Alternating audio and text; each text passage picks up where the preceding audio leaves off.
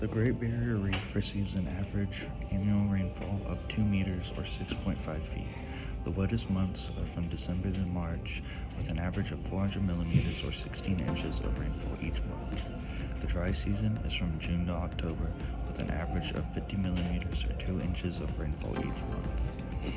Isolation, or the amount of solar radiation received by the region, is high throughout the year. The area receives an average of 6 hours of sunlight per day, with peak insolation during the summer months. This high insolation supports the growth of the coral reefs and the diverse marine life that inhabits the region.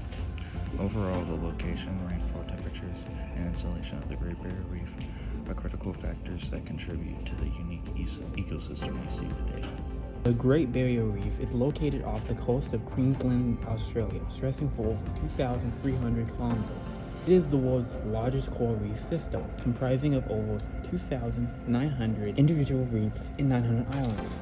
The region experiences a tropical climate with high temperatures and high humidity levels. The average temperature is about 27 degrees Celsius or 81 degrees Fahrenheit, with the hottest months being December to February.